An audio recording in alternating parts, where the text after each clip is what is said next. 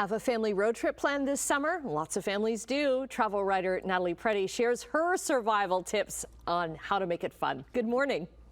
Good morning, Annette. Great to see you. And you know what? With the airport chaos right now and the passport line chaos, a road trip is definitely the way to go, especially with your kids.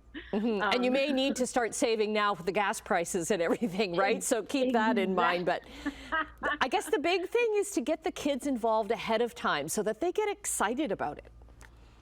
Absolutely. And this is where you can get out your old school maps. My husband loves maps. And you can look at your route and see if there's anywhere you want to stop along the way, any sites that you may want to see, anything that looks interesting.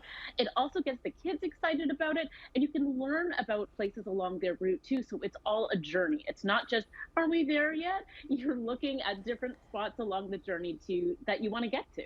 Because I can imagine that that would, in their minds, maybe make the trip shorter. So it's like, okay, here's our next stop. We're going to go see this site or drive past this, and then it's something else to look forward to. Absolutely. And if you can throw something with food in there, that always works. When we drive up to the cottage, we always look for a fry truck. And we always try to find our favorite fry truck on the way. So that's something, a mission that we've created along the way. And speaking of food, you don't want to do a road trip without snacks. Snacks are key. Kids get hangry, adults get hangry, so everyone needs something to eat. You can keep them in the car. Something like goldfish are great. If you put them in a container that kids have to work to get into, toddlers especially, you've thrown some entertainment in there as well. It's really, it keeps them happy, it keeps you happy, and it keeps them quiet. We're showing video of your gang here because you've got 3 to keep quiet in the back seat. Yes, exactly. Yes. And we talked about the journey as well. Plan stops. I will always say to plan a stop in the middle. My kids, I know they can do about an hour and a half before they start going stir crazy, and that includes snacks. So we like to get out, run around, maybe do some jumping jacks, find a spot, some grass, maybe do some front rolls, get out some energy so the kids, all of that pent up energy from sitting in the car, they can really get out and move, and it helps get them ready for the next leg of the trip. And I can imagine safety-wise, that also helps for the adults, right? It's keeping the driver more alert because you don't want to drive like straight through. That can be so dangerous. You don't want anybody falling asleep. And you need those bathroom breaks too, right? So planning a break to eat is a great idea. Yes, absolutely. And entertainment as well. The entertainment can keep the driver awake as well. I know in our family we have playlists. And the kids have favorite songs and we have favorite songs. And so we all like to play and sing along and dance in the car. We have our Friday songs. So if we're driving up to the cottage on a Friday or driving someone on a Friday, we've got a special song for that.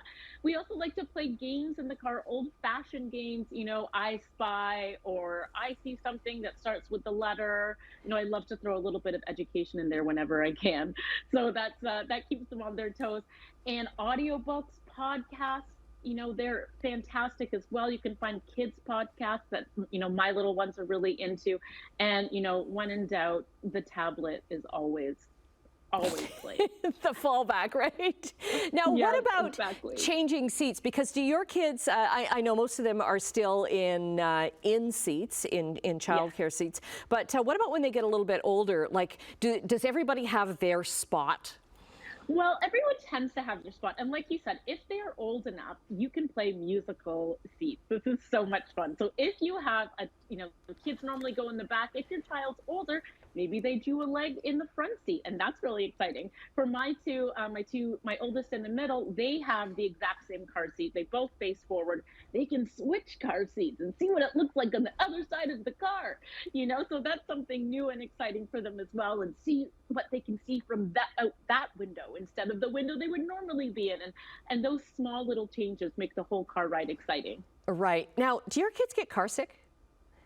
They don't, but you know what? We have a friend whose daughter does get car sick, and they've had to make a lot of changes as well. So they have to put more frequent stops in. Yeah. They have to make sure there's lots of water on hand, keep checking in. And she can't do things like read in the car. I can't read in the car. I still can't either. I'm horrible with like maps and directions and all that kind of stuff. And I've got to keep facing forward, right? I can't be grabbing something in the back. So it's like, Exactly, exactly. So if you have an older sibling, they can help out back there as well. You know, they can help the little ones out, which is great for people like you and me who, you know, turning around and can't turn around.